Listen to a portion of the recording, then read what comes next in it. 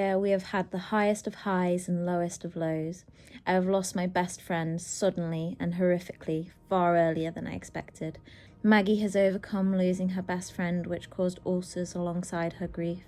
She has now recovered and finally found form after 2.5 years of struggling with major health issues, and has managed to qualify for badminton grassroots against all medical odds. Donut showed his true class flying around our toughest courses to date and made my dreams come true completing our first international. Red joined the family and has learnt a whole lot more about the ridden world as we prepare for his debut year competing. I have worked more hours than most people would deem reasonable to keep in the sport that I love. I have overcome injuries that shouldn't have happened, but really have learnt the value of my incredible safety equipment. This year, I have learnt to dream. Take each day one step at a time, that tomorrow is not guaranteed. I have learned that even when your heart is broken, you can still love and strive towards your goals. I have learned to trust my instinct and that reaching for the stars is okay. I have learned to surround myself with people who give as much as they receive. I have learned to rest when needed and take time to appreciate the wins. I have learned that I can be whatever I want to be, as long as I'm prepared to work for it. Most of all, I have learned to live in the moment and be grateful for every little thing.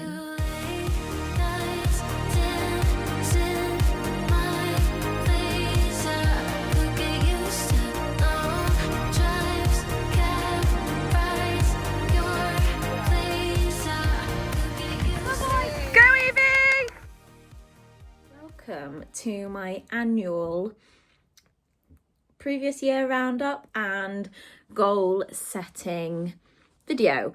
This has become quite a tradition for me, but I thought I would also add on today's video how to do your own goal setting. I don't think there's major rocket science to it, but if you've not been doing it before, or you have a vague idea but you're not really sure how to put it into practice, then I thought I'd run through it with you. But before we do that, I'm going to go through my goals for this year, because we are now in 2025 officially. I've kind of done it a bit different to my old videos where I've done the little montage at the beginning so you can sort of see what's happened. And I'll quickly run through last year's goals, what we've hit, what we've not hit, and this year's goals. I had a quick flick through last year's video. I will link it up top if you want to have a nosy. I like to do these videos to keep myself accountable and not have secret goals that I then don't have to tell anybody about if I don't achieve them. Whereas if I've told you guys, then it has to be real. I have to work towards it. That's how it works for me, at least. Last year, I had goals set for Titan. As we know, I lost Titan in March 2024, so we're not going to go through his goals because we didn't achieve them. Maggie's goals were moved last year. So when I did my video in February last year, it was that I wanted her to step back up to novice level and get more established at novice level and potentially do a 2-star.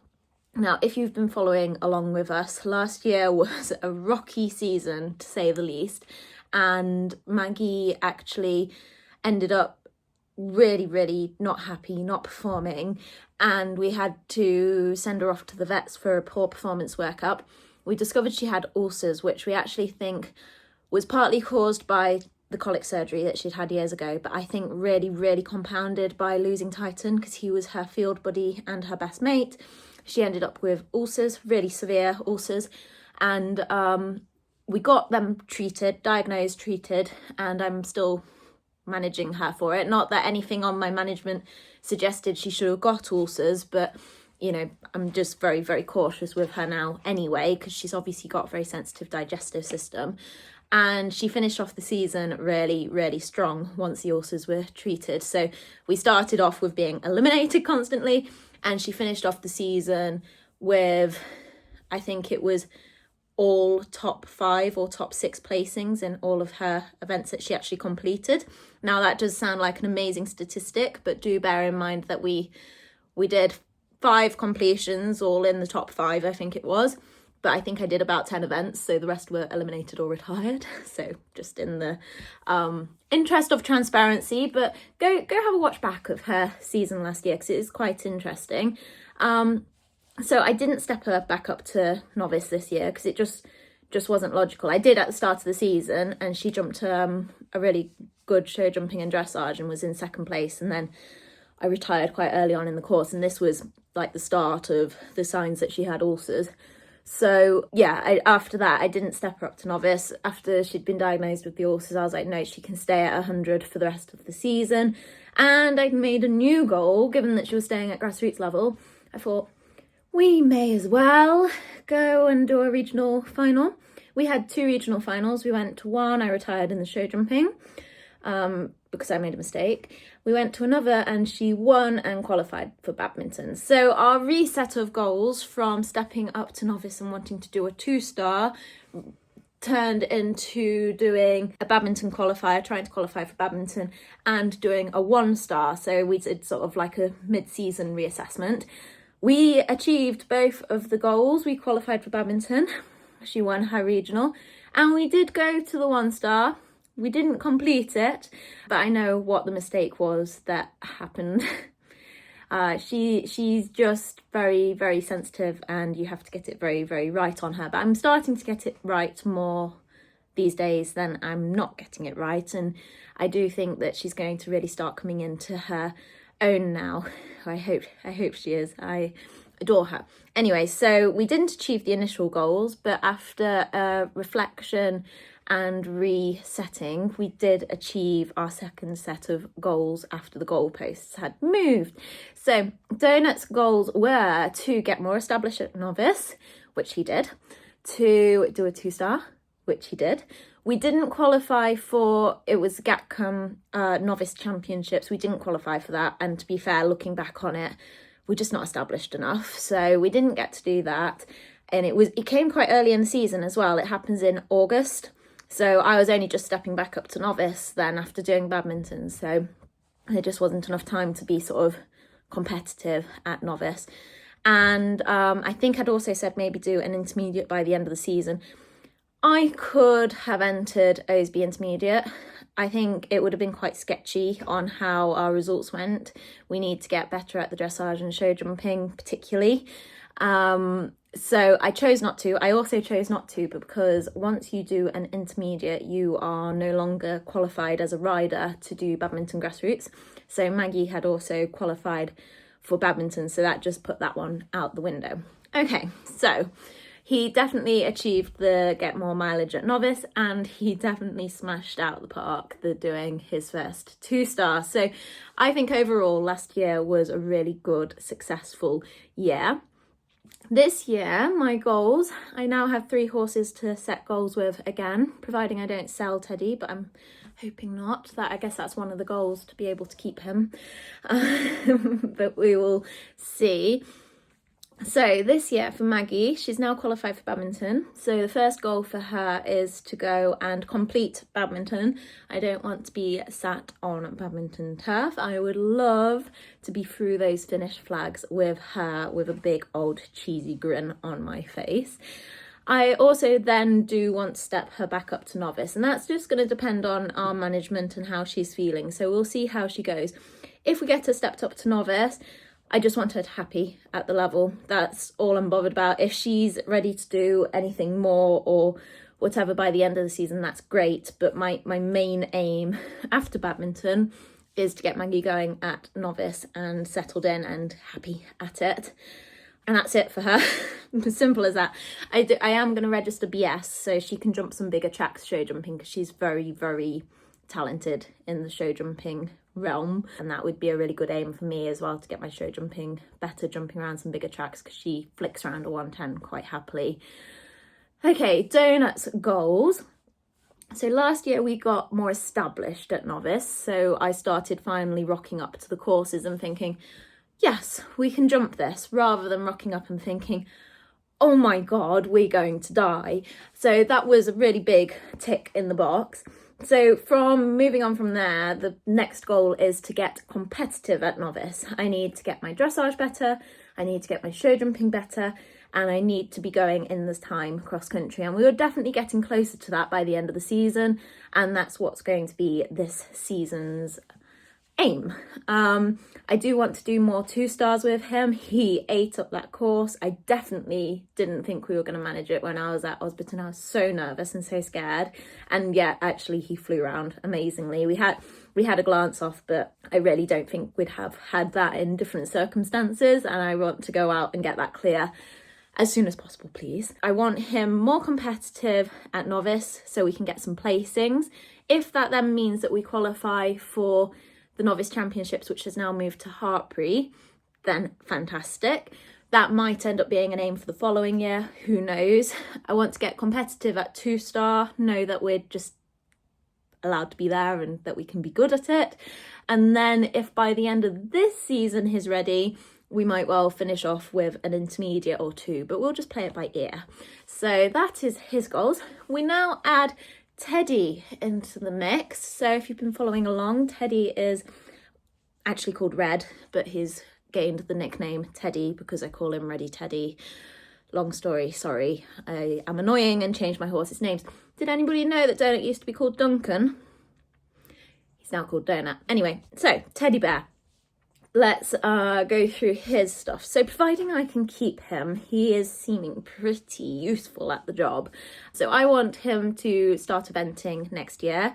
He was backed, well, I backed him this summer, but I started actually riding him away in the end of October after the event season finished. So he is now jumping, and I would like him to start eventing this spring. He won't start as early as the other 2, obviously. He needs to go cross-country schooling and the likes. But I want him to start. And I also want to do some Burley Young event horse classes with him because I think they are great for going out and seeing the world. I did them with Maggie, and I just thought it was so good to get her a little bit more educated and worldly about seeing trade stands and stuff, and thought it was really helpful. I was never competitive with Maggie because she was amazing, but these are professional classes, so you're competing against 5-star riders and professional producers. And when I was doing that with her, that was like 6 years ago, I just didn't have the eye, and I was finding you jump a 105 show jumping course, that looked terrifying to me 6 years ago, so I was just happy to get round, but I wasn't really showing her off to the best of my ability.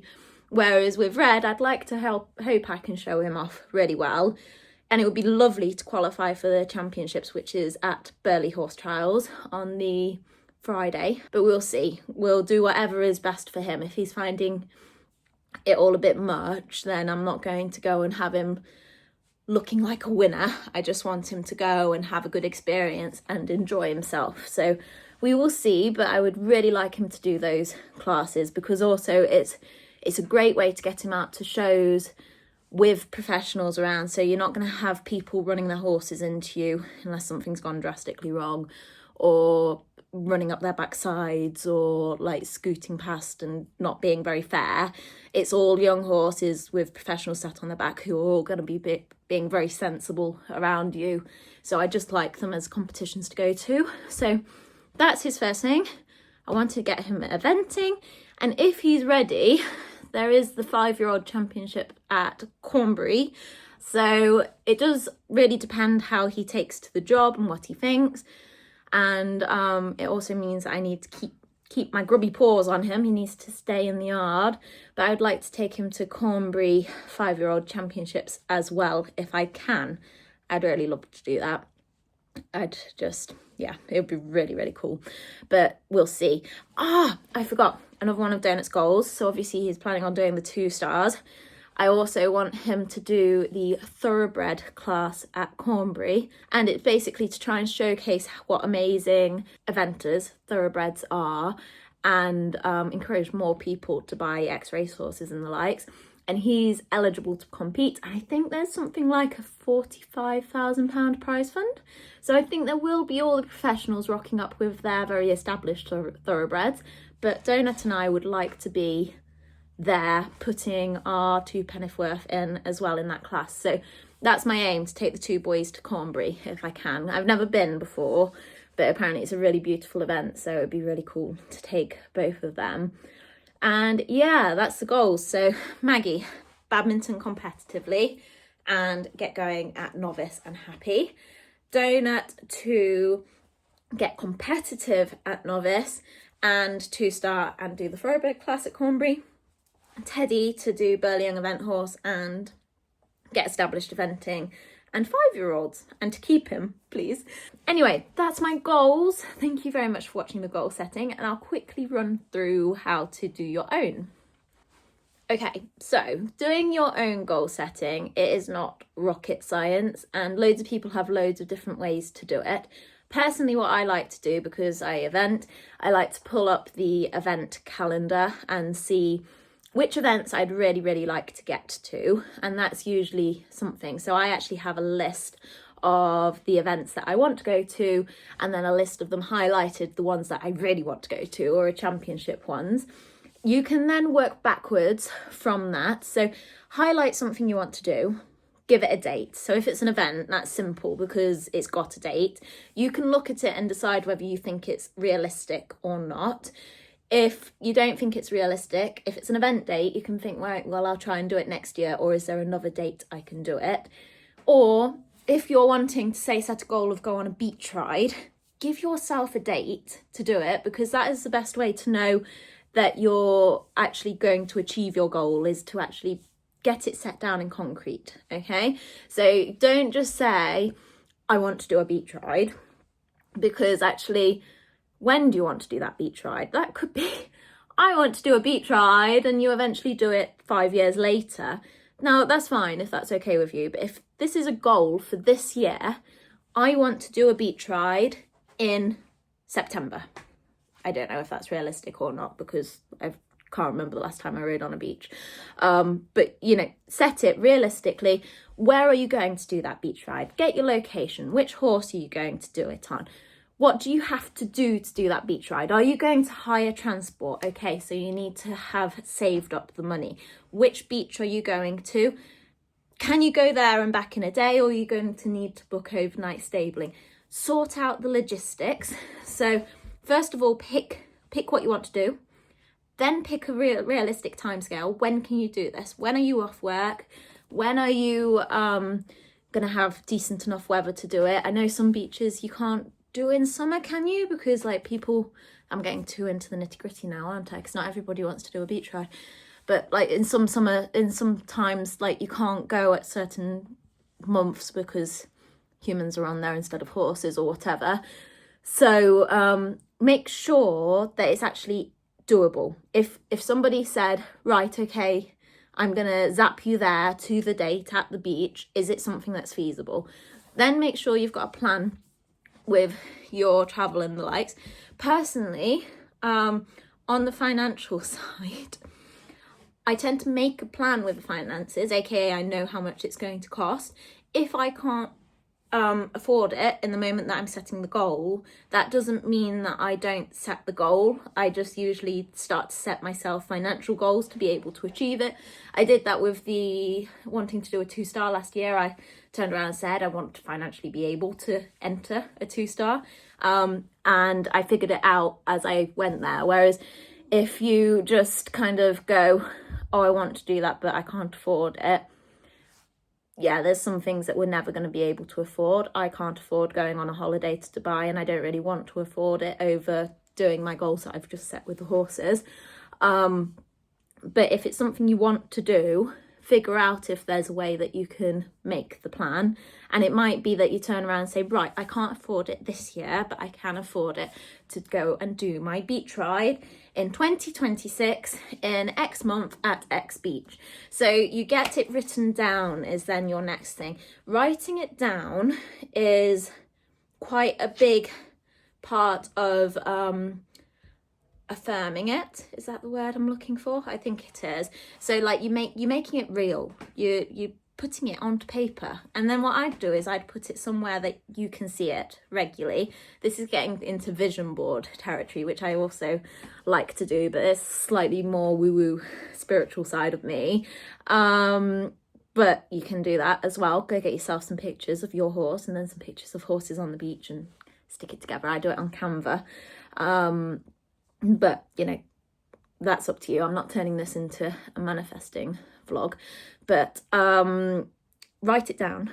And I am writing my goals down as soon as my planner has arrived. It's arriving tomorrow, hence why they're not written down now, but they're all in here, but they're not real until I get them on paper. And then tell somebody about your goals. So find somebody who will listen, find a safe space, someone that's not going to take the mick of you. If you want to, make a video like I did. This is part of my goal setting. And actually put it out into the world that you are going to do this. This is holding you accountable to your goal, okay? So I hope that makes sense on how to set it. Your next job is then to work towards your goals. So what do you need to put in place? If you've got your beach ride as a goal, you need to make sure you're comfortable riding in open spaces with your horse.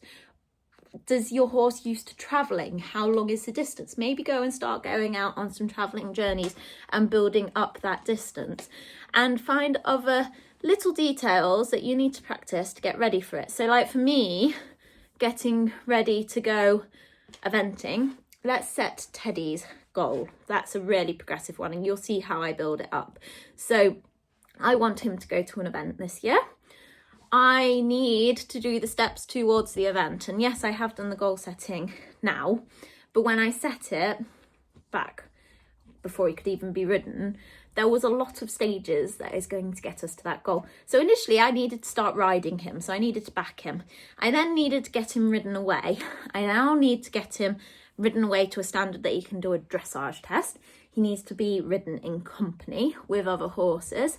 He needs to be able to jump. He needs to be able to jump show jumps. He needs to be able to jump cross-country jumps. He needs to be able to jump fillers. He needs to be fit enough to go to an event. Now, all these things I'm mentioning are little tick boxes that you need to get to your other goals. So they're like your micro goals. They're your stepping stones on the way. They're your rungs on the ladder as you get up to the platform where you're wanting your goal, okay? So then with that, if you need to pin yourself down with it, put yourself dates that you want to do it by. Now, if you don't achieve it by that date, it's not the end of the world, but it does give you a target to work towards so that it's something that's still driving you on. You might be one of these amazingly motivated people that can fly on ahead and do your goals without any dates and deadlines. I am not that person. I am not a motivated person. I procrastinate. Now, I guess I am motivated, but not automatically. If I have to get something done by a certain deadline, you bet I will be doing it the day before the deadline half the time. So for me, having these little steps where I've got certain dates that I need to do stuff by is a really good thing to do. Now, I didn't give myself certain dates for Teddy because it was just happening and flowing quite naturally, and I'm very used to preparing horses for their first event. The thing that I'm actually venturing into new territories with is the higher level stuff, like donut going and doing intermediate, for example. I probably need to set myself those goals now. But back when I first started producing my horses up to competing, Mum used to set these goals for me, and it's what I do with anybody I'm training with. I'll turn around and say, right, by X date, you need to have done 2 dressage tests. So go find yourself 2 unaffiliated venues to do dressage at so that you've hit those milestones, ready for your next goals. And that's basically it, I guess. Say I want Teddy to do an event by middle of April. I need him before that event to have done show jumping rounds, dressage rounds, and ideally a hunter trial or 2 before that. So to do that, he needs to do those competitions and all of the relevant schooling. So I've set January as my month to do dressage with him. So he's going to get to his first dressage competitions in January. I'm then wanting him to start his show jumping competitions in February. In March, I want him to go cross-country schooling on grass. Fingers crossed the venue's open. And by April, he'll be able to string stuff together and hopefully do all 3 phases. So it's a very progressive session. And I've put those vague dates in there to be achieving. And it just helps focus the mind rather than just thinking, oh my God, an event by April from now just doesn't seem that achievable. He's only trotting around an arena and popping over some fences that are like this big at the moment. But we now have our goals and we're able to work towards them. If we start not being able to achieve them, if we can't do our dressage until February rather than January, I might just push my event back to May rather than doing it in April. But it does still give me something, what do they call it? SMART goals, specific, I don't know what the M is, achievable, time specific, I can't remember, I'll put it up on the screen, but it's basically that, okay? So set your big goal and then work backwards, yeah? And dream. Go for the stars. You can do it. I believe in you. You can do these goals. Just get them and don't be scared that they're too big. Don't be scared that they seem unrealistic. These people out there doing crazy stuff, please be safe. I'm not saying go and hurt yourself. But, you know, these people out there doing top level stuff, they all started somewhere. So start with your achievable goals. You might, if you're doing 80s now, you might not be doing a 5-star by Burley. But if you're doing 80s now, there's nothing to say you can't do a metre by the end of the season if you and your horse have the scope and the likes and the season goes right, because we know stuff goes wrong with horses. And that's the other thing. If your goals aren't going as you want them to go, there is no shame in reassessing. That's exactly what I did last year with Maggie. She came down with the ulcers. I wasn't getting past fence 3. I don't think I got past fence 2 at one point round a really simple 100 that she should have done stood on her head. I fell off. We should have been both more than capable. It wasn't happening, and I was just like, novice is out of the question this season. But it doesn't mean it's out of the question for 2025. So just take a step back, reassess, reevaluate, reset your goals, and then take your steps forward when you can. I hope that's helped with the goal setting element. I hope it's made sense. Thank you so much for watching. Happy New Year. It is a delight to be moving into 2025 with you guys. Make sure to like and subscribe. We're going to have so much fun going on, and I can't wait to see you soon.